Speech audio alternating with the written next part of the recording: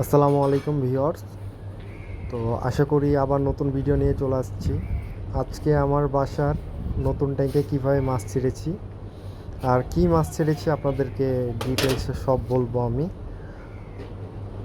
দেখতে পাচ্ছেন পানি ক্লিয়ার, ক্রিস্টাল ক্লিয়ার আর কি। দেখেন পানির কোয়ালিটি কী। তো অনেক কষ্টের পর আমি এই কোয়ালিটিটা নিয়ে আসতে পেরেছি পানির। তো খুব মেনটেন করতে হয়, রোদ পড়লে জানেনই পানি গ্রিন হয়ে যায়। তো এইখানে আমি কিছু ছেড়েছি পার্পেল মোজাইক, আপনাদেরকে দেখায় নতুন ট্যাঙ্কে।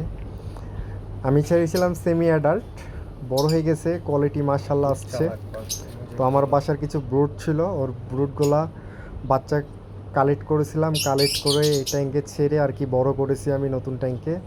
তো কোয়ালিটি মাশাল্লাহ অনেক সুন্দর আসছে। সবাই দোয়া করবেন যেন সামনে আমি আরও ভালো কিছু মাছ নিয়ে আসতে পারি কোয়ালিটিফুল।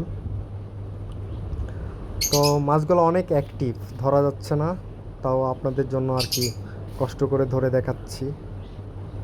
অবশ্যই আমাকে সাপোর্ট করবেন। খুব চালাক, দেখেন খুব চালাক মাছগুলো। তো মাছগুলো ধরা যাচ্ছে না। যাই হোক, বড় ট্যাঙ্ক পেয়ে আরও দরাদরি করছে। তো এই যে তুলেছি আমি। তো এটা হচ্ছে পার্পেল মোজাইক। কোয়ালিটি মাশাল্লাহ এবার যা সুন্দর আসছে আপনাকে বলে বোঝাতে পারবো না। তো দেখেন ফুল অ্যাক্টিভ মাছ,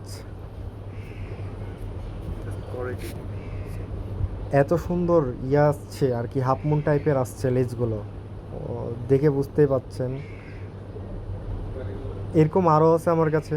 অনেকজনে আমার কাছে চান মাছ, আমি দিতে পারি না। তো অনেকজন আমার কাছে বাসা থেকে এসে মাছ নিয়ে চলে যান কেড়ে। তো এইবার বানিয়েছি, এবার অনেকই করেছি আর কি এগুলো আইটেম, একদম পুরো সেম কোয়ালিটি নিয়ে আসতে পেরেছি এবার আপনাদের দোয়ায়। তো এরকমই পাবেন ইনশাল্লাহ।